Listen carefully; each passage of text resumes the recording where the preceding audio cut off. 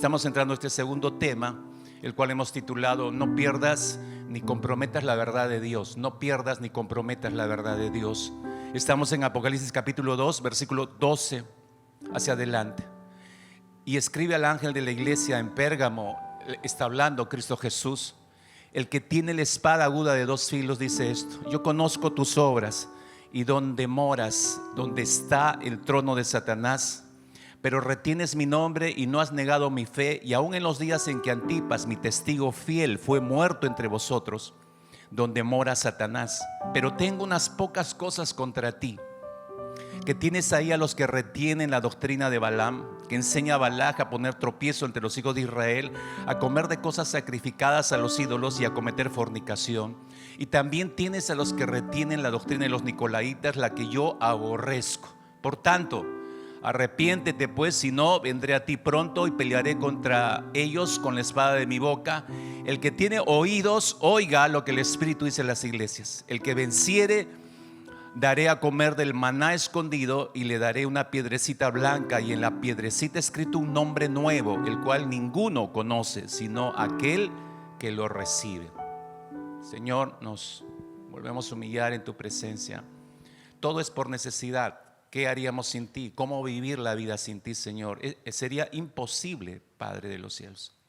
Por eso te suplicamos que puedas conducirnos los minutos que nos quedan juntos, seriamente, reflexivamente, Señor, que podamos acercarnos a tu palabra, y que a solas, en medio de la congregación, a solas, de corazón a corazón contigo, podamos abrir los oídos, escoger la mejor parte para nosotros, retener lo oído y permitir que, siendo palabra poderosa que produce transformación y cambios, puedas, Señor, producir ese efecto en nuestras vidas. Te lo suplicamos, Señor, en el nombre de Cristo Jesús. Amén, amén, amén. Tome asiento. Recordemos que son 7 mensajes los que el Señor dirige a este grupo de iglesias, específicamente con nombre propio, pero ya dijimos la semana pasada, el mensaje es con trascendencia. Los mensajes que contienen principios de vida cristiana y de vida de iglesia, deben ser tomados en cuenta por todas las iglesias de todos los tiempos, porque el consejo de Dios es atemporal, no tiene tiempo, no se le puede encuadrar dentro de un tiempo, no podemos hacer eso. Por eso decimos que es atemporal. La trascendencia de los mensajes del Señor alcanzan a los creyentes de todas las épocas.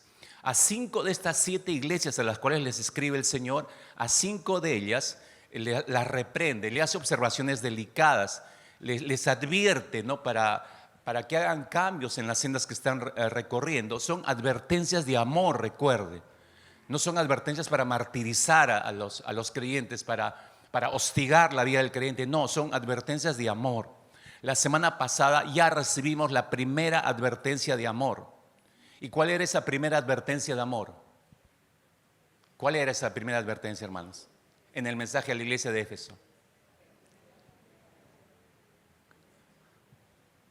Como dirían los padres a los hijos: no me murmures, háblame en voz alta, ¿no? ¿Cuál era ese primer mensaje de advertencia de amor? ¿Qué teníamos que hacer? ¿Cómo? No le oigo, hermano, hermana. Rescatar. Pero no solo rescatar, sino que más, cuidar. ¿Qué cosa? ¿Qué es el primer amor? ¿Qué es el primer amor?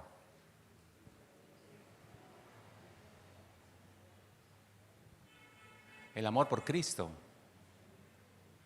El amor por Cristo. Esa fue la primera advertencia. La segunda advertencia viene en este mensaje: no pierdas ni comprometas la verdad de Dios. Ni pierdas ni comprometas la verdad de Dios. No, que yo amo al Señor y soy fiel. Mira, vamos a ver si es así, si realmente somos fieles y no hemos extraviado la verdad, como le ocurrió a esta iglesia. Veamos esa advertencia de amor dirigida a la iglesia, a esta iglesia en la ciudad de Pérgamo. Y por supuesto, esta advertencia no solamente es para la iglesia que está en Pérgamo, también es para la Alianza Cristiana y Misionera aquí en San Juan de Miraflores. No pierdas No pierdas ni comprometas la verdad de Dios. Iglesia en San Juan de Miraflores. No sé cuántos aquí, permíteme empezar con una ilustración rápida, no sé cuántos han leído El progreso del peregrino aquí, si no lo han leído, que sea tu primer libro del año. Está en la web, lo puedes bajar, está autorizado en la web, bájalo y léelo. Que sea tu primer libro del año, que lees. Y para los que no leen, empiecen a hacer buen hábito de la lectura, buena lectura de edificación con este libro. Es un muy buen libro, escrito por Juan Bunyan en el siglo XVIII, en una prisión. Ahora, los que han leído el libro, ustedes saben, el personaje central se llama Cristiano. Y Cristiano nos muestra lo que es la vida del creyente. Por eso le puso el nombre de Cristiano, ¿no? Él tiene que llegar a la gloria del Señor, de eso se trata todo el libro, ¿no? Su caminar, el caminar del creyente, que no es nada sencillo caminar por el camino angosto. Pero el peregrino, el cristiano, escoge el camino angosto y está caminando por él y tiene que enfrentar una serie de circunstancias y problemas como nos ocurre a todos nosotros. No es fácil la vida cristiana, no es fácil ser cristiano en realidad. Entonces Cristiano, en el relato del progreso del peregrino, llega a un lugar que se llama el collado de dificultades. Todos son símbolos en el libro, pero que nos muestran las realidades de la vida del creyente aquí en la tierra. El collado de las dificultades. Y llega al collado de las dificultades y ve que al costado derecho del collado hay un camino y al costado del collado hay otro camino, dos caminos. Entonces, el camino que le está siguiendo va derecho, trepa por la colina de las dificultades para cruzar al otro lado. Pero ve, el camino es súper empinado. De pronto aparecen dos tipos y se ponen al costado de él y miran el camino empinado y dicen, no, esto está muy difícil. Uno de ellos dice, mejor me voy por este lado, este está más fácil, y se va por el camino de la derecha, y el otro escoge el camino de la izquierda y siguen por esos caminos. Los dos caminos nos conducen a lugares cerrados del cual nunca pudieron salir, dice el libro. Pero Cristiano decide, aunque es difícil la trepada, pero prefiero este sendero. Y sigue adelante, y no le es fácil porque tiene que trepar, literalmente, dice en el relato, arañando con las manos, con las rodillas, casi postrado en el suelo para trepar y avanzar. Entonces se hace bien complicada la subida de Cristiano y llega a un punto de esa empinada colina. Llega a un punto en que está tan agotado que siente que se va a resbalar y de pronto ve una arboleda, una hermosa arboleda, y hace su mejor esfuerzo y llega a la arboleda y se echa a descansar ahí. Y está tan agotado que empieza a dormitar y se queda dormido. Pero antes de quedarse dormido, dice, esto está bien complicado. Y aparte los tipos de abajo me desanimaron. Dijeron que iba a ser difícil, que no iba a lograrlo y por eso escogieron por lo más fácil. Y estoy viendo que esto va a costar. Entonces, para animarme, dice él, para consolarme y animarme, mete la mano en su seno y saca un rollo, el cual se le entregó. Usted tiene que leer todo el libro para entender esto. Él llega con una tremenda carga a un lugar donde encuentra una cruz y es la imagen de Cristo, obviamente, y el Señor le quita la carga y le entrega un rollo. Y le dice que tiene que leerlo todos los días, pero también el rollo le dice, con esto vas a entrar a la gloria. Entonces cada dificultad que tenía el cristiano sacaba el rollo, leía una porción y eso lo animaba, lo consolaba, lo fortificaba y seguía adelante el viaje. Entonces eso hizo, se sentó ahí y abre el rollo y lee una porción, se consuela, vuelve a tomar fuerzas, pero estaba tan agotado que se queda dormido y como dicen las damas, ¿no? Ay, los hombres son tan distraídos y ay, boom, se le cae el rollo. Y de pronto aparece un hombre corriendo y gritando, ¿no?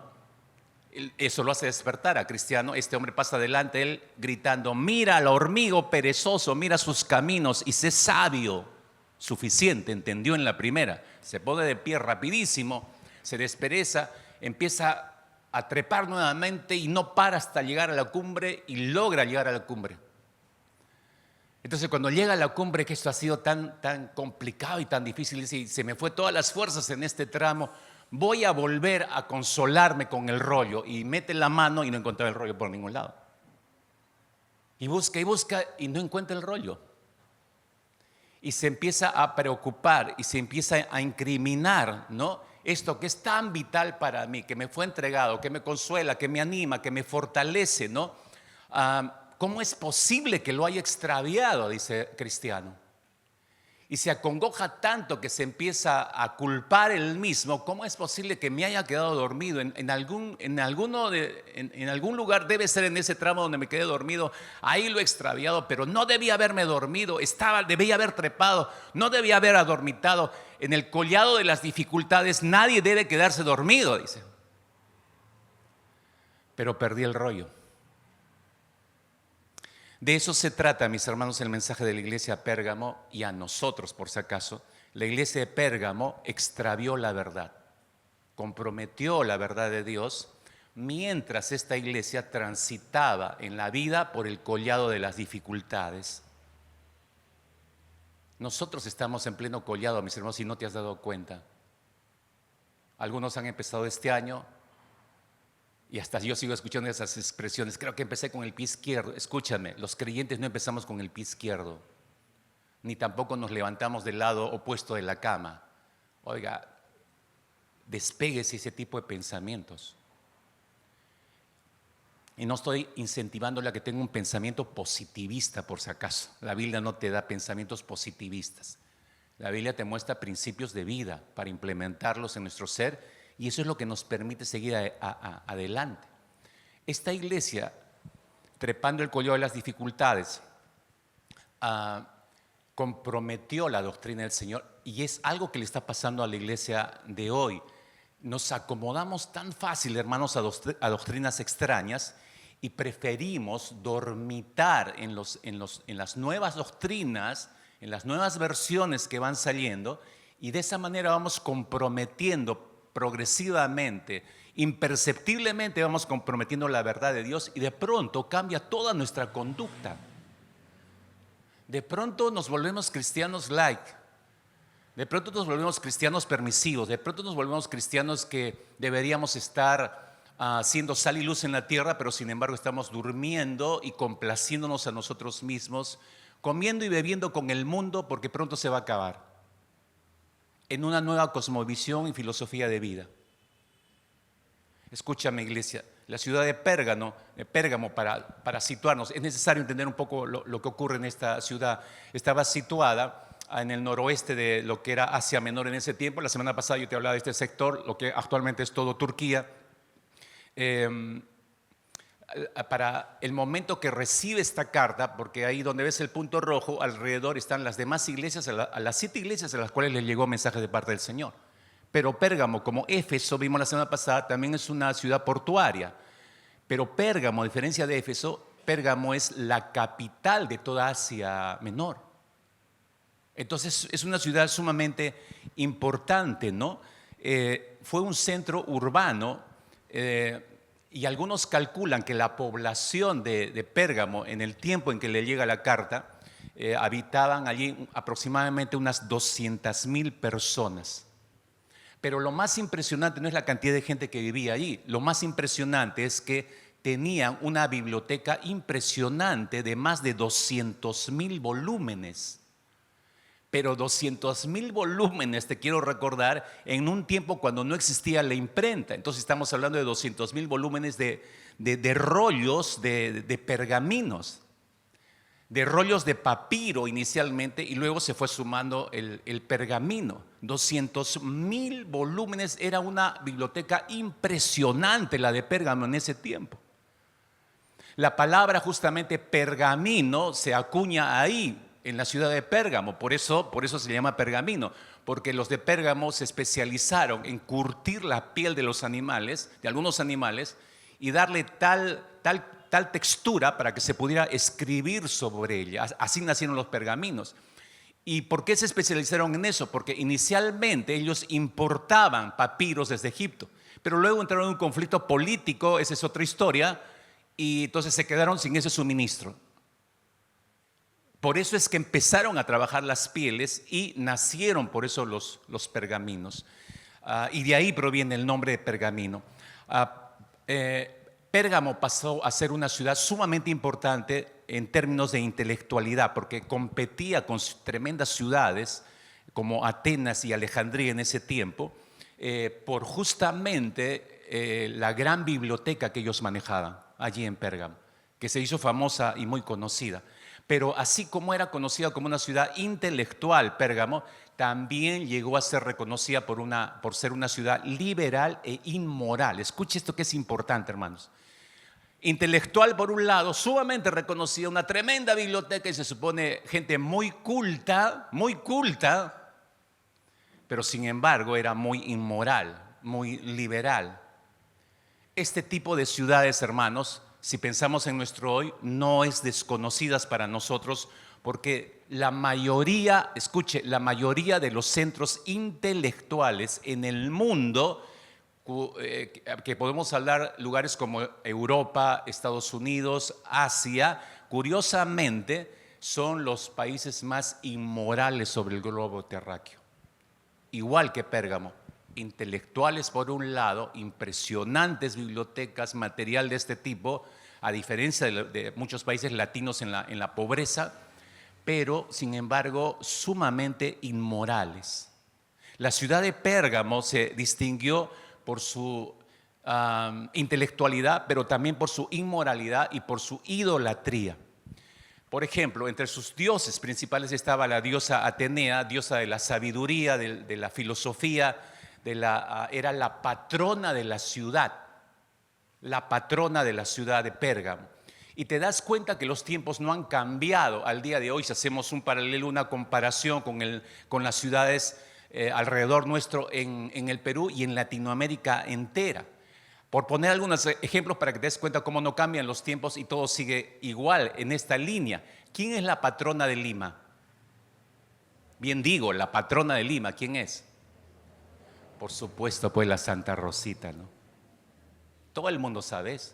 Y no solamente, si no sabías, la patrona de Lima, sino que también es la patrona de la nación, del Perú, de las Américas, Filipinas y las Indias Occidentales, para poner completo el título. La patrona, hermanos. ¿Quién es la patrona de Piura? Guapaisanos, todos los del norte.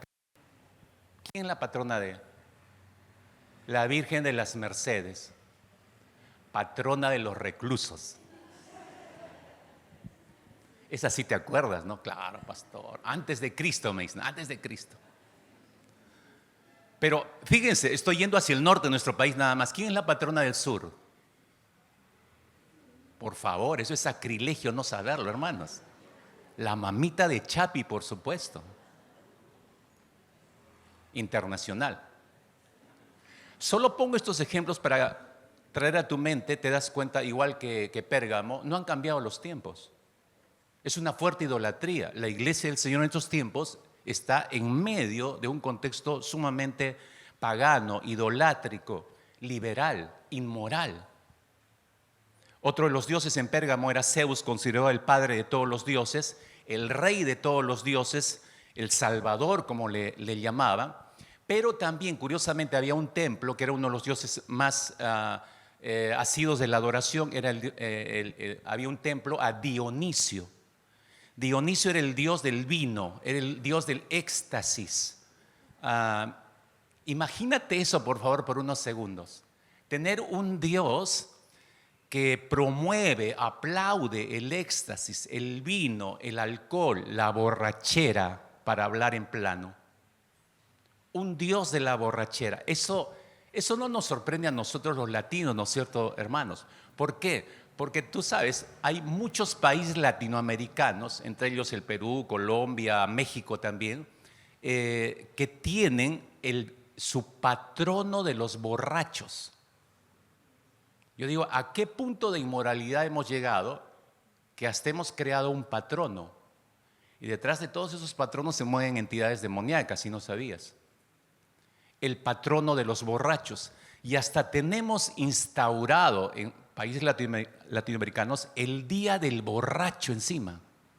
O sea, se celebra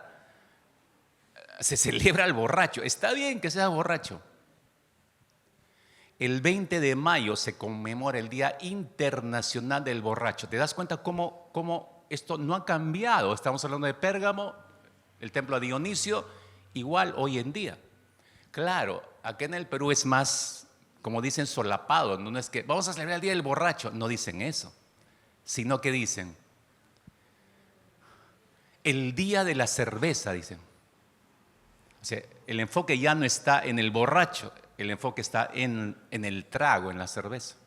Pero es lo mismo, ¿no? Es la misma chola con diferente pollera nada más. Se sigue celebrando al borracho, ¿no? Porque todos estos datos son importantes, solamente es para distraerlo en esta mañana, mis hermanos, y para que nos sonriamos un poco. No, ese no es el objetivo. Estoy detallando estos datos. ¿Por qué? Porque todo lo que ocurre, escúchame, todo lo que ocurre fuera de la iglesia, en alguna medida va a tener su repercusión dentro de la iglesia. ¿Por qué? Porque los creyentes no vivimos acá en la iglesia. Usted no vive aquí en la iglesia. Algunos vienen una vez a la semana, otros vienen 2, 3 o 4 veces a la semana por las diferentes actividades. Pero no viven aquí en la iglesia, viven afuera en el mundo. Es decir, el creyente está más tiempo, más horas en contacto con gente de este corte, inmoral, que celebra el Día del Borracho, que tiene sus propios dioses, sus propios ídolos. Más estamos en contacto con esas personas y los valores o antivalores de esas personas se pueden ir permeando progresivamente por nuestras relaciones personales o amicales que tenemos con estas personas. Si es que yo no tengo una teología bien constituida, si es que yo no he cimentado mi vida sobre principios bíblicos muy sólidos, entonces en cualquier momento yo puedo ser arrastrado y cambiar de pensamiento. Y luego decir, ¿por qué no? Si esto no es tan nocivo. Y poco a poco vamos cediendo y vamos cediendo y vamos cediendo nuestros valores como creyentes. No hay registro de cuándo se fundó la iglesia en Pérgamo, pero se piensa que fueron misioneros de la ciudad de Éfeso, que estaba muy cerca, los que llegaron a Pérgamo y sembraron la palabra, y así nació la iglesia. Pero lo cierto es que te das cuenta, la iglesia nace en este contexto. Igual como la iglesia de hoy está en este contexto, ¿no? La iglesia se formó en medio de un contexto intelectual, inmoral, idolátrico.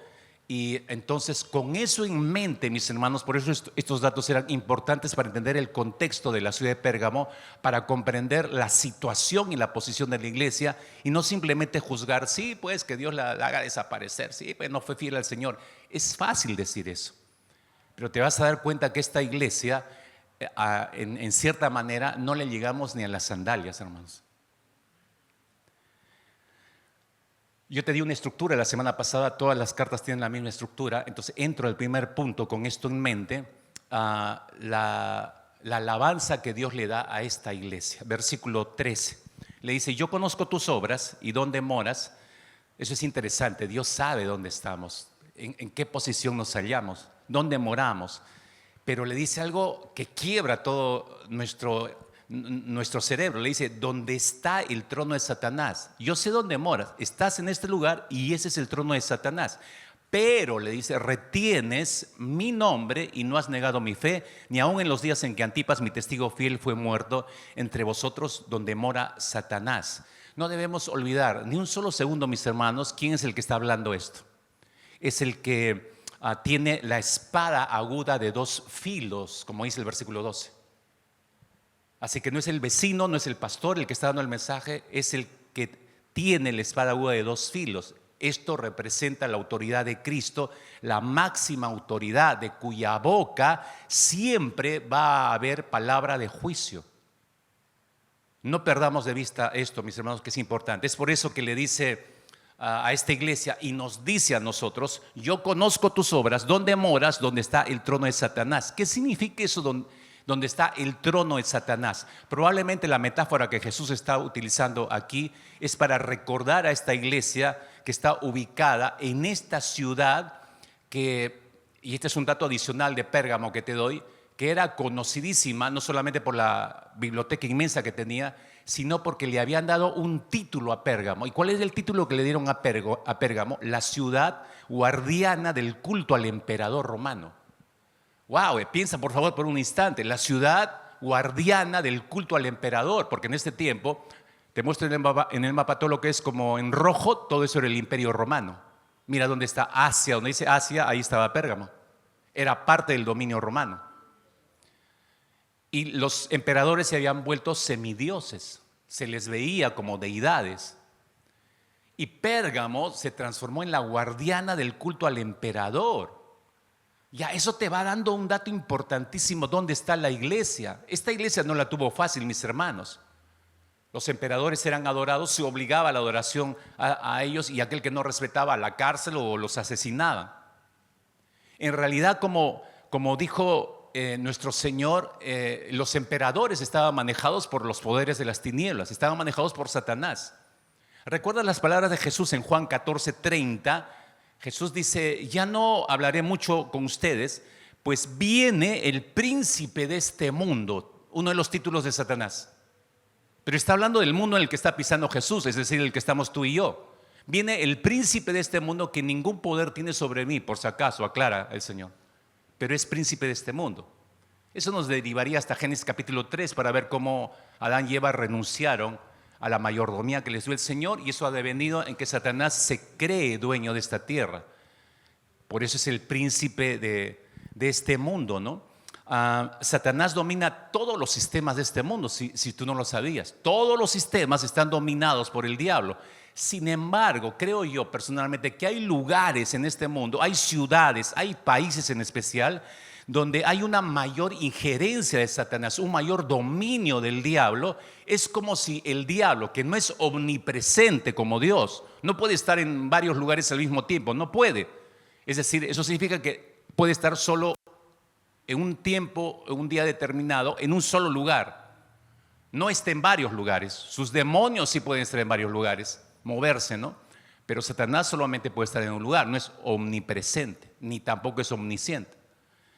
Entonces, pero hay países, hay lugares, hay ciudades que es como si el diablo mismo se hubiera instalado ahí y estuviera reinando. Un ejemplo para que usted me entienda. Retroceder a la década de los 70, año 71 al año 79, uno de los países del continente africano llamado Uganda. Allí, entre el año 71 y 79, estuvo como presidente de esta nación Idi Amin Dada. Ese nombre es terrible. Y fue un hombre terrible. Esos años fueron oscuros para Uganda. Y aunque no se ha podido comprobar por completo, pero bien que se ganó el apelativo Idi Amin Dada del carnicero de Uganda, y se cree que en su gobierno más de 300,000 personas fueron asesinadas por no estar de acuerdo con el gobierno. Varias etnias locales las hizo desaparecer prácticamente. Un hombre metido con la brujería, la hechicería, hasta a testigos que lo vieron comer carne humana. Entonces uno se dice, ¿qué pasa en este país? Las tasas de SIDA crecieron enormemente, suicidios, asesinatos. En ese periodo de su gobierno es como si el diablo mismo estuviera reinando allí. Si pensamos en la Alemania de Hitler, Segunda Guerra Mundial, el solo hecho de saber 6 millones de judíos ejecutados por orden de Hitler en campos de concentración ya te habla mucho de la Alemania de ese tiempo. Y ya te dice mucho acerca del gobierno de Satanás. Regreso al versículo 13. Jesucristo le dice a esta iglesia: yo conozco tus obras. Es decir, yo sé si estás cumpliendo el propósito de tu existencia como iglesia. Yo sé si estás siendo sal y luz en este mundo. Yo sé lo que estás haciendo como iglesia. No sé si usted se da cuenta del tremendo contraste que Cristo está haciendo con esas palabras, porque la iglesia, tú sabes, que debe ser sal y luz en el mundo. Y esta iglesia en Pérgamo estaba en medio de una ciudad que se vanagloriaba de ser la guardiana del culto al emperador romano, y por ende guardiana de Satanás. Es decir, guardiana de las tinieblas, guardiana de la oscuridad. En medio de ese contexto está una iglesia que debe ser sal y luz en el mundo. ¿Te das cuenta? Esta iglesia no la tuvo fácil. Es fácil juzgarla a la distancia, Pero entendiendo el contexto te das cuenta cómo pudo surgir esta iglesia y prevalecer en un contexto tan complicado, tan difícil. Ojo, pensando en nosotros mismos, ya en nuestro tiempo como iglesia, nuestra iglesia y muchas iglesias estamos, podemos decir, en medio de una ciudad aquí en Lima que se considera, y esto lo sabes tú también muy bien, porque esto no es algo oculto, una ciudad que se considera la guardiana del culto a la patrona de Lima, es decir, a Santa Rosa de Lima. Una Lima que se considera la guardiana del culto a la imagen del Señor de los Milagros. A ver, métete en una de las marchas del Señor de los Milagros, párate delante de la imagen y dile a todos: ustedes están en idolatría. La Biblia dice que solamente hay un solo Dios y no debemos adorar imagen. A ver, atrévete a decir eso. No terminas de hablar, te pasan la imagen por encima. Te pasan la imagen por encima. Porque eso está tan enraizado. Esta Lima se considera guardiana de esa imagen, guardiana del culto a la Virgen María. La iglesia de hoy, aquí en Lima nomás hablando, y en muchas ciudades de nuestro país, se halla en medio de una fuerte mariolatría, hermanos. Una enraizada mariolatría. En medio de ese contexto complicadísimo, por cierto, en la cual la iglesia de Pérgamo se hallaba, debía mantener su fe. Por eso digo, no la tenía fácil esta iglesia. Sin embargo, en ese contexto, mira cómo Dios la felicita, versículo 13, regreso. Pero le dice: a pesar de todo eso, retienes mi nombre, wow, y no has negado mi fe, le dice. Ni siquiera aún en los días en que Antipas, mi testigo fiel, fue muerto entre vosotros, donde mora Satanás. Por favor, iglesia, piensa un momento, no solamente leas este versículo, piensa un momento en el contexto que te he terminado de describir. El ser cristiano, el convertirse a Cristo en esta ciudad de Pérgamo, en estos tiempos, ¿cuánto costaba? Quiero que pienses un momento eso. ¿Cuánto costaba a una persona convertirse a Cristo y asistir a esta congregación? De hecho, que lo primero que debe venir en tu evaluación mental es que en ese tiempo no era sencillo ser cristiano y no cualquiera se hacía cristiano. Es decir, el cristianismo no estaba de moda como hoy en día. No se iba a esa iglesia de creyentes en Pérgamo porque me iban a dar una ofrenda o porque me iban a sostener, porque soy viuda abandonada y porque necesito una canastita para sobrevivir en la semana. Nadie iba por esas cosas. Ser cristiano en esta época en Pérgamo ameritaba la pérdida de la vida, persecución de parte del gobierno. Ser cristiano donde estaba el trono de Satanás significaba persecución segura, muerte segura. El costo era demasiado alto, mis hermanos. ¿Por qué te hago notar esto? Porque te das cuenta que no hay punto de comparación con las conversiones del día de hoy en las iglesias nuestras. Hoy es tan fácil tomar una decisión por Cristo Jesús. No implica casi ningún costo. ¿Quién te persigue? ¿Está en peligro de muerte tu vida? No. ¿Alguien te acecha? No. ¿El gobierno? No, porque hasta hay leyes. La Constitución dice que somos un estado laico y que hay libertad de culto. No estamos en el contexto de Pérgamo. Hoy es muy sencillo ser cristiano. Hoy es muy cool ser cristiano. Hoy es muy relajado ser cristiano. Hoy es ser muy pinky el transformarte en cristiano, el convertirte en cristiano. Cristo se transforma en mi mejor pata. Piensa en la siguiente pregunta por unos instantes, por favor, iglesia. Piensa en la siguiente pregunta: ¿cuánto a ti, personalmente, cuánto te está costando ser cristiano? Porque para los cristianos de Pérgamo les costó mucho sostener su fe. ¿Cuánto te cuesta a ti ser cristiano? ¿Cuánto te cuesta a ti sostener tu fe? Observa esta iglesia en Pérgamo, en aquel medio sumamente pagano, en aquel medio idólatra, peligroso, tan peligroso que el Señor les hace recordar, si te das cuenta en este mismo versículo, su primer mártir, Antipas. No se sabe nada de Antipas, no tenemos ningún dato de este nombre, pero lo cita el Señor como el primer inmolado de ellos, les dice, de esta iglesia. Está tan peligroso el contexto donde se encuentra esta iglesia. Vuelvo a repetir, no era sencillo convertirse a Cristo. ¿Cuánto te ha costado a ti convertirte a Cristo? Ahora tenemos en el entorno 40, 50, 100 iglesias en Lima. Tú puedes salir de esta, irte a la otra y de hecho que se ha formado ese mal hábito. No, salto de aquí para allá, no me gustó, acá yo, ay no, acá no se mueve el Espíritu Santo, me voy para la otra. No, acá no alzan manos, me voy para la otra. Acá miran, no te saludan cuando me voy para la otra. Aquí un tiempo se ocuparon de mí, nadie me llamó para mi cumpleaños, me voy de esta iglesia. Y tenemos 100 opciones alrededor. Los de Pérgamo solo había una iglesia en este contexto. Y a pesar de esa presión, hermanos, ellos seguían reteniendo el nombre de Cristo y no negaron la fe en Cristo. Wow, esta iglesia es admirable, hermanos, hasta aquí. No le llegamos ni a la punta de las sandalias a esta iglesia. No le llegamos, hermanos, honestamente hablando. Esta iglesia es mucho más fiel que muchas iglesias el día de hoy, mucho más fiel que nosotros mismos. Muchísimo más. Esta carta de Apocalipsis fue escrita, o estas cartas llegaron a estas iglesias aproximadamente en el año 95 después de Cristo, primer siglo.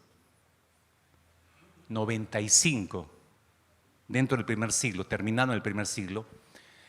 Y se sabe, hermanos, por la historia se sabe que las iglesias que nacieron en el primer siglo, los 2 primeros siglos, ellos consideraban su fe por Cristo Jesús la perla de gran precio y la cuidaron y la salvaguardaron tremendamente, tomaron medidas para cuidar su fe en Cristo Jesús. Y se sabe que la iglesia primitiva, la del primer siglo hasta el segundo siglo, salvaguardaron ese precioso tesoro de su fe en una fortaleza inexpugnable, fortificada por 4 muros altos, para que no sea afectada. Lo ilustro en la siguiente vista. ¿Cuáles eran esos 4 muros altos? Durante los 2 primeros siglos, esto funcionó como un reloj. La siguiente, por favor. El primer muro era el muro de, ellos no aceptaban ninguna revelación nueva. Ya no hay ninguna revelación, el Señor ha revelado todo en su palabra, no necesitamos nada más. Ahí está la revelación plenaria. Todo lo que los apóstoles enseñaron está ahí, no recibimos ninguna otra revelación. Cualquier otra revelación nueva, entre comillas, creían que traía error inmediatamente. Entonces no aceptaban ninguna nueva doctrina, ninguna nueva revelación. Primer muro. El segundo muro para proteger la fe en el Señor era la separación del mundo. Estos creyentes estaba tan claro, mis hermanos, su separación del mundo.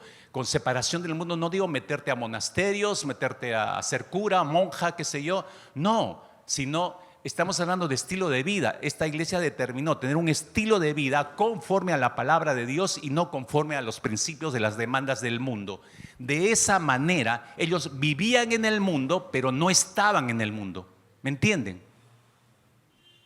Era un muro muy sólido. Eso protegía a la iglesia de las influencias de las corrientes con actitudes y prácticas antibíblicas y mundanas. La protegía la fe. El tercer muro era descansar en la doctrina apostólica. La práctica voluntaria de recurrir a una iglesia y ser miembro de una congregación en ese tiempo, donde los apóstoles habían enseñado, aseguraba el seguir la enseñanza apostólica. ¿Qué es la enseñanza apostólica? La enseñanza de Jesús. Es decir, no asistían a la iglesia por comodidad. Acá en la esquina de mi casa hay una iglesia, pero ¿y si no predican sana doctrina? No importa, pero estoy cerquita. Así nos escoge una iglesia para congregarse. El primer requisito es la palabra. La palabra tiene que ser el eje medular sobre el cual debo tomar toda decisión. Entonces ellos descansaban en la doctrina de los apóstoles. Y el cuarto muro era la fidelidad independiente de cada congregación. Es decir, cada congregación era independiente. Funcionaba independientemente, porque si surgía alguna doctrina falsa, era difícil que contaminara a todas las demás congregaciones. Esta nada más tendría el problema y se solucionaba localmente, ¿no? Porque se administraban independientemente. El cristianismo en los 2 primeros siglos se movió cuidando la fe con esos 4 muros. Pero poco a poco fueron relajando los muros. Poco a poco se fueron socavando las bases y fueron trayéndose abajo los muros. Es por eso que a pesar que Cristo la felicita a esta iglesia y le dice que a pesar de todo lo que está pasando, ha retenido su nombre y ha retenido la fe en él, igual le llama la atención por algo. Y ahí tú te das cuenta, ya esta iglesia no tenía los 4 muros parados. Ya había relajado algo. Entonces dejó entrar el mundo. Se permearon del mundo. Y ahí entra la reprensión del Señor, versículo 14. Pero tengo unas pocas cosas contra ti, que tienes ahí a los que retienen la doctrina de Balaam.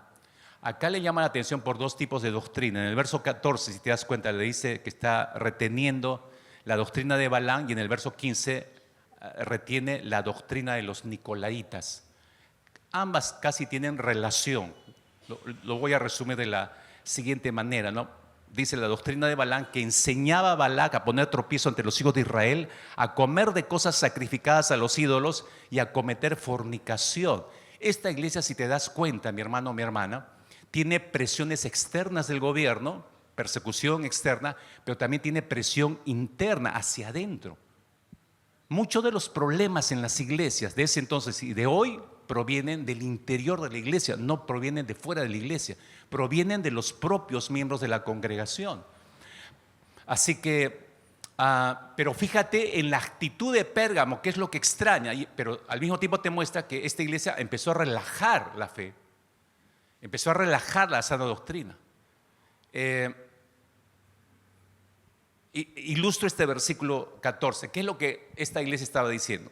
Ellos estaban diciendo, los de Pérgamo: nosotros estamos abrazados, me abrazo a la sana doctrina, y que es la doctrina apostólica, la que enseñó Jesús. Entonces yo estoy abrazado a la sana doctrina, yo no voy a practicar lo que algunos falsos maestros están trayendo a la iglesia y están enseñando dentro de la iglesia, ¿no?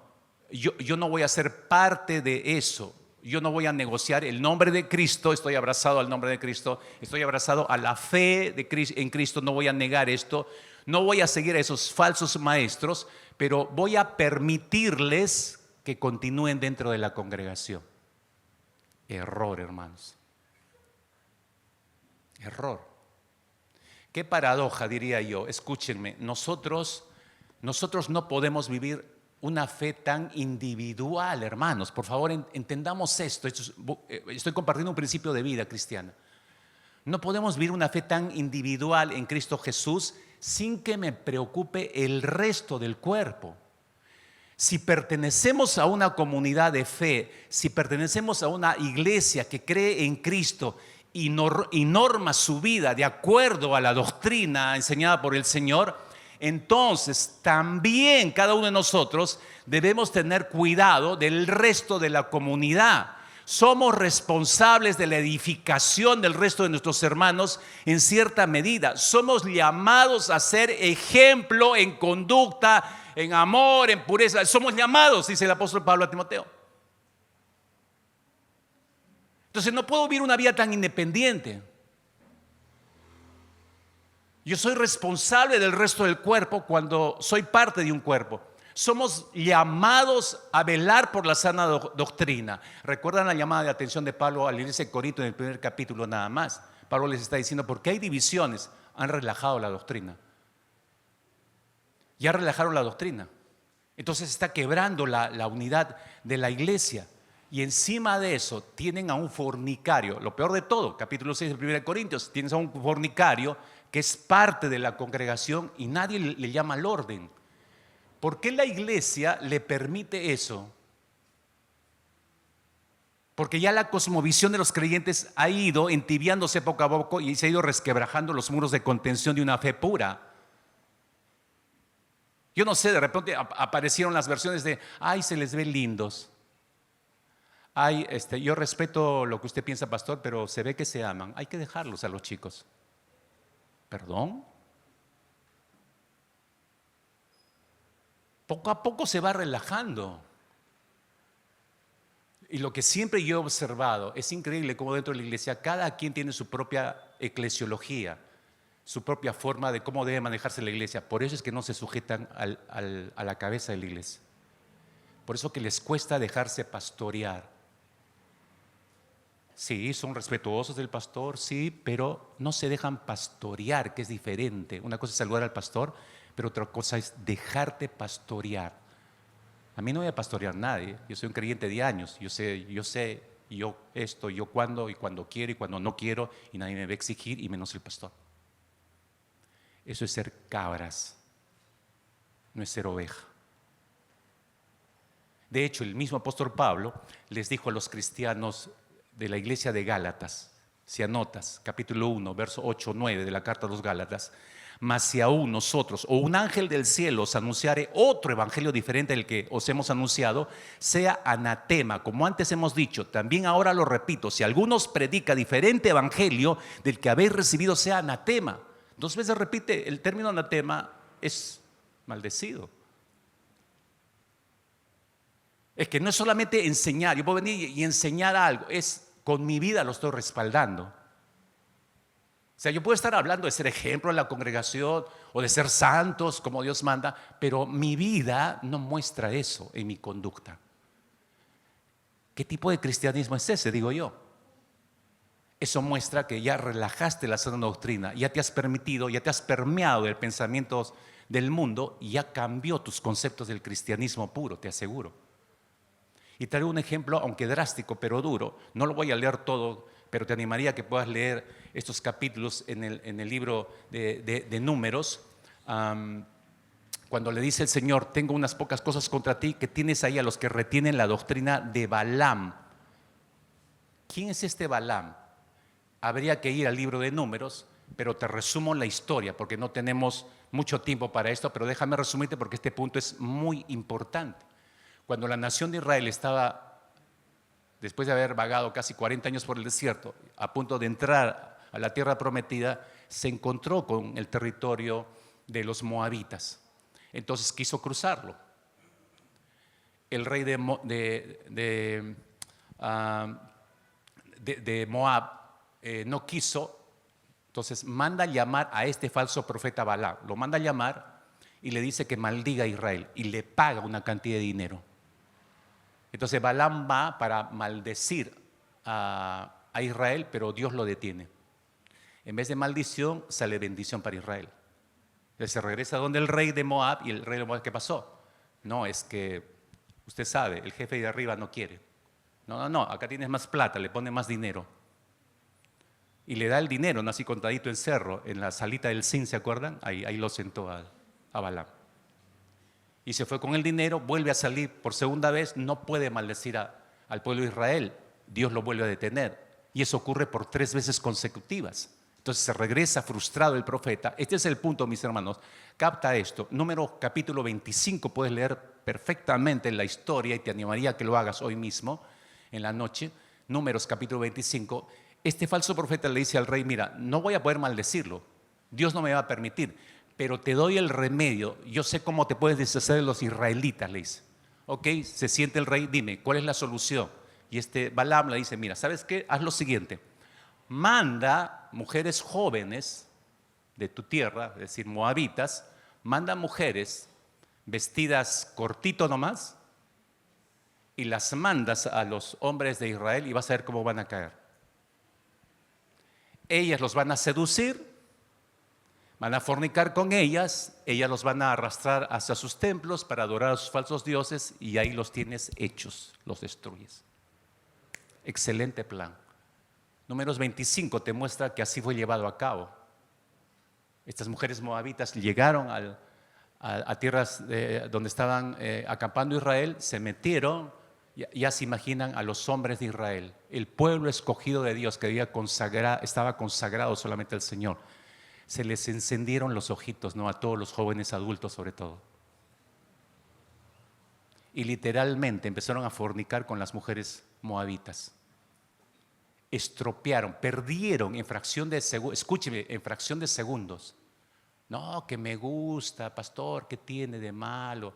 Usted es un malo, no deja. Y ya se me ve el tren, pastor.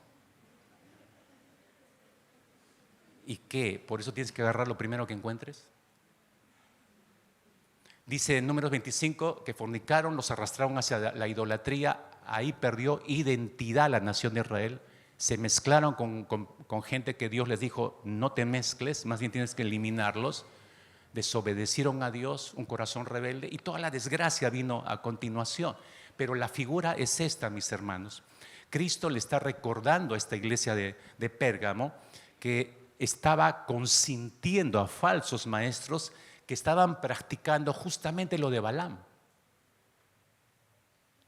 Y es terrible, porque esta iglesia que decía, esta iglesia no le llegamos ni la punta de las sandalias, pero tenía un talón de Aquiles, versículo 14. Están practicando la idolatría y están siendo arrastrados a la fornicación. Gente de la iglesia, gente de la misma congregación,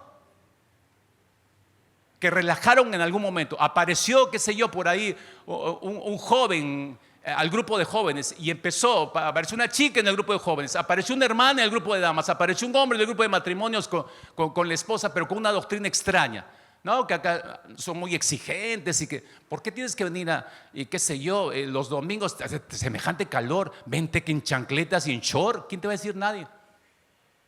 Muéstrame todavía un versículo donde diga que el short no adora a Dios. No hay ese versículo, por supuesto, pero ese es un respeto. ¿A ti te gustaría que vaya en short y en chancletas a tu matrimonio?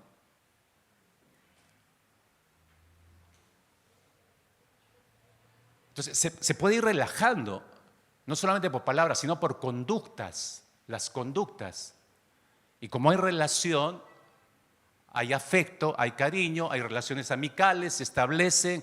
Y no, si mi amiga dice o mi amigo dice y yo sigo esa conducta, pero no es la conducta que te demanda las Escrituras. Has perdido discernimiento, has perdido identidad como hijo de Dios, como hija de Dios. Eso está pasando, entonces es una alerta peligrosa. Cristo nos está llamando la atención como iglesia a través de esta iglesia de Pérgamo. Pérgamo fue permeada por falsas doctrinas porque se permitieron recibir eso. Nosotros como cristianos estamos permitiendo, esa sería la pregunta, estamos permitiendo que la sana doctrina relaje en medio de nosotros, y ese relajo está dando paso a nuevas formas de pensar, está dando paso a nuevas formas de sentir, está dando paso a nuevas formas de actuar contrariamente a la palabra. Si tu respuesta honesta es sí, me estoy dando cuenta, yo he cambiado, pero no para bien. Se supone, hermanos, que las relaciones entre los creyentes en cada iglesia debe ser para edificarse uno a los otros, debe ser de bendición uno para los otros, no es para destrucción o mal ejemplo. Cuando eso ocurre, ahí te das cuenta. Mi teología relajado, algo no está bien, algo tengo que pausar, detenerme, revisar y escudriñar bien. ¿Por qué es importante identificar estos tiempos, mis hermanos? Porque todo el mundo, todas las iglesias han sido, escucha por favor, han sido metidas como ranas, y voy a terminar dando este ejemplo. Han sido las iglesias del día de hoy, no estoy hablando en este tiempo, las iglesias del día de hoy han sido metidas como ranas en una gran olla de agua, y ya ha empezado hace tiempo a ser entibiada esa agua, y cada vez está calentándose más y más y más, y nos va a terminar por cocinar, está terminando por matar la fe de los creyentes hoy en día, en todas las iglesias. Entonces estamos comprometiendo la verdad, porque me gusta esto, porque me agrada esto, estoy sacrificando la verdad de Dios. Le pasó a la iglesia de Pérgamo, y tú crees que no nos puede pasar a nosotros. De hecho que ya nos está pasando, hermanos. Déjeme ilustrarle rápidamente una línea de tiempo para que entienda, por favor, esto es importantísimo que usted lo comprenda. No es el mensajito del día domingo para mi conciencia, irme a pensar algo y luego regreso a mis cosas. Estas son llamadas advertencias del Señor. Si Pérgamo desapareció en la historia, nosotros podemos desaparecer igual. Qué lima el encuentro con Dios, que 100 años podremos celebrar con cohetes, con todo lo que quieras, pero vamos a desaparecer si no oímos con cuidado. Déjame darte un ejemplo, una línea de tiempo de la historia humana del país de Estados Unidos, cómo han ido quebrando la palabra del Señor. ¿Y por qué tengo que tomar una línea de tiempo de Estados Unidos? Porque es el país más influyente sobre la tierra. Y quieras o no, al final los países latinoamericanos terminan haciendo exactamente lo que ponen de moda los americanos. Por eso te doy la línea de tiempo. Y vas a darte cuenta cómo esto es cierto. Están trayendo abajo todos los cimientos de la fe. Rápidamente, mira la siguiente figura. 1962, Estados Unidos, todo en Estados Unidos. 1962 se prohíbe orar en las escuelas públicas. Sale una norma, después de 200 años de estar orando en los colegios, se prohíbe la oración en las escuelas. Desapareció la oración hasta el día de hoy. 1963 se prohíbe la lectura de la Biblia. Se saca la Biblia de las escuelas públicas hasta el día de hoy. 1968 se declara inconstitucionales las leyes que prohibían enseñar la teoría de la evolución. Nadie puede prohibir, hay que enseñarla, y entró con más fuerza hasta el día de hoy. 1973 se legaliza el aborto a petición, el llamado aborto clínico, ¿no? Pero era un avance, se estaba abriendo el camino. 2004, Massachusetts se constituye en el primer estado en Estados Unidos en aprobar el matrimonio homosexual. Empieza en un estado, no en todo el país. Pero en el 2013, 10 años después aproximadamente, la Suprema Corte de Justicia americana aprueba el matrimonio homosexual, ya para toda la nación. Esto no es para aplaudir, pero esto para el americano fuera de la palabra lo aplaude. Esto significa avance. No, está hacia abajo en realidad. Todo esto, estos datos, y podría dar mucho más, solo he escogido algunos, mis hermanos. Todo esto es absorbido mundialmente. Los especialistas han identificado un camino en realidad. Los especialistas en estos temas han establecido un patrón, y el patrón para que las ideas viajan en el mundo dice que siempre empieza, los primeros cambios empiezan en Europa, luego sigue en Estados Unidos y luego sigue directo a Latinoamérica. Y si usted cree que estoy exagerando la nota, para que vea cómo se ha ido relajando y cómo estamos en la gran olla y estamos siendo hervidos sin darnos cuenta y van a matar nuestra fe al final, mire cómo todos los datos americanos, y a mí qué me importa, pero nos alcanzaron. Porque se establecen como hitos demarcatorios de moda. ¿Cómo nos han afectado a nosotros? No voy a hablar de países latinoamericanos, que podría dar una larga estadística ahí. Hablo un par de datos solo del Perú, hermanos, para que te des cuenta cómo hemos sido permeados. Según Ipsos Perú, tú sabes que es una de las respetables, ninguna son respetables para mí, de estas entidades, pero Ipsos Perú, en una encuesta el año pasado, este fue el resultado: el 38% de peruanos aprueba la unión civil entre personas del mismo sexo. Pero en el 2014, cuando se hizo esta encuesta por primera vez, ¿cuántos aprobaban las uniones entre homosexuales o lésbicas y llevadas a fueros civiles para casarse? Era el 31%. Si te das cuenta, del 2014 al 2023 ha aumentado. La versión de los especialistas es: va lento, pero a paso firme, y va a seguir creciendo. Y va a seguir creciendo. La siguiente. Según la encuesta Ipsos Perú, el 38% de los peruanos aprueba la unión civil entre personas del mismo sexo. Sí, perdón, esta es la de adopción de niños. Sí, esta es la adopción de niños. Cuando se hizo la encuesta en el año 2013, el 17% aprobaba que los niños fueran adoptados por parejas del mismo sexo. Se vuelve a hacer la encuesta hasta el año pasado, 2023. Fíjese cuántos puntos subió. 32% aprobaba esa adopción. Díganme si no nos están hirviendo. Están matando la fe. Escuche, cuando empezamos a oír dentro de la iglesia, no afuera, cuando empezamos a oír dentro de la iglesia opiniones al respecto de estos datos que estoy mostrando, ¿no? y se empiezan a analizar en los siguientes términos, porque yo lo sigo escuchando dentro de la iglesia, no afuera. Dentro de las iglesias sigo escuchando en los últimos años esto, ¿no? Se dan estas estadísticas y la gente dice, ay, pobrecitos, si se aman, ¿qué mal le hacen a alguien? ¿Qué de malo tiene que se casen si se aman? Eso no se puede llamar amor, hermanos. Otros dicen, pero esos niños necesitan un hogar. Cierto. Entonces es mejor que crezcan en un hogar. ¿Qué importa si son gays, si son homosexuales? No importa, pero quieren adoptarlos, quieren darles un hogar, denles la oportunidad de hacerlo. Perdón, digo yo.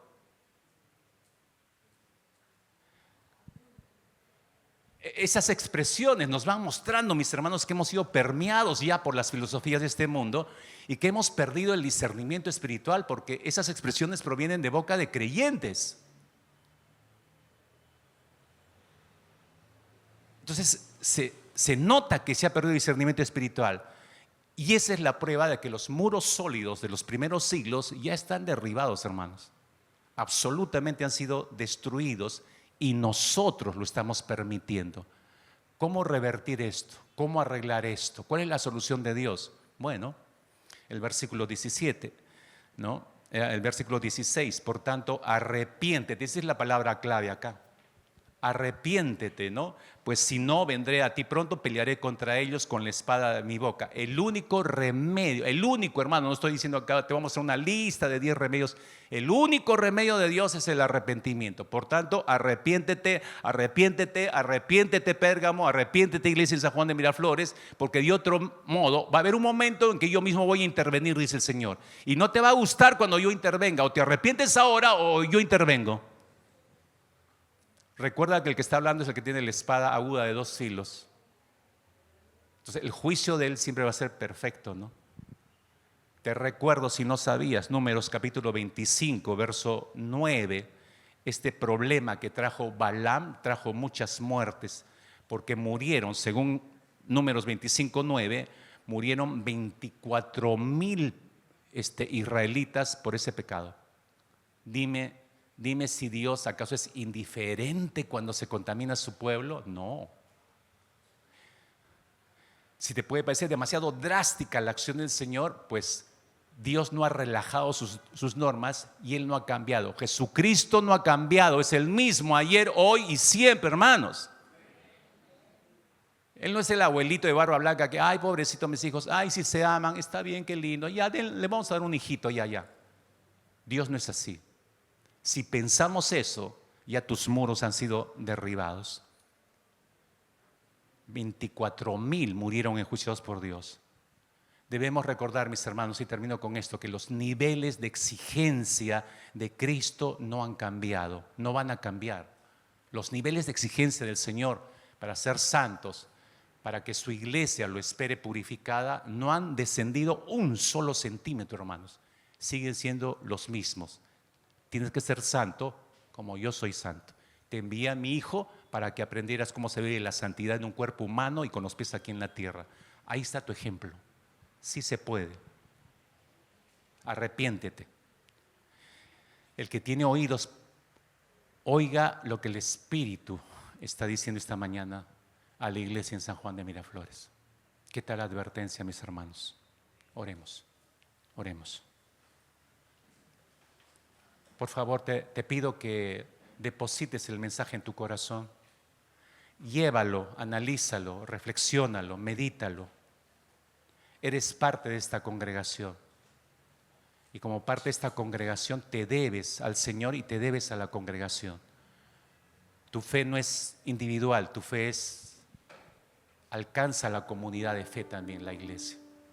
Todos somos responsables unos por los otros, todos debemos cuidarnos unos a los otros. Cristo está llamando a esta iglesia a abandonar las malas prácticas y a rechazar las falsas doctrinas. Esa es nuestra tarea ahora. No sé qué doctrina ha contaminado tu mente, no lo sé, pero te animo en el nombre de Cristo a que la abandones y a que rechaces esa doctrina. Abraza la doctrina bíblica y todo va a tomar un orden en tu vida, personal, familiar, en la vida eclesiástica también. ¿Te acuerdas de Cristiano que perdió el rollo En el relato del progreso del peregrino, Cristiano regresó por el mismo camino, encontró el rollo y dice que lloró mucho antes de encontrarlo, pero apenas lo encontró, lo volvió a tomar, lo aseguró en su seno y se propuso cuidarlo. Eso es lo que debemos hacer. Si has extraviado la verdad del Señor, necesitas llorar tu pecado. Escúchame, llorar tu pecado, porque fuiste descuidado con la palabra, la doctrina del Señor. Y tienes que volver a tomar esa palabra en tu seno, en tu corazón, amarla con toda tu mente, con todo tu corazón y volver a vivirla en arrepentimiento. Ahí está la solución. Padre, te damos muchas gracias en esta mañana por lo que has dispuesto para nuestros corazones. Los santificamos, Señor, para honrarte a ti. Los santificamos para, al vivirlo, honrarte de esta manera. Deseamos esto después de esta mesa, esta santa cena, con mayor razón todavía, Señor. Ayúdanos, danos de tu fuerza, de tu sabiduría, de tu inteligencia. Solos no podremos hacer los cambios ni las modificaciones. Apelamos a ti, a tu gracia y a tu presencia fortalecedora.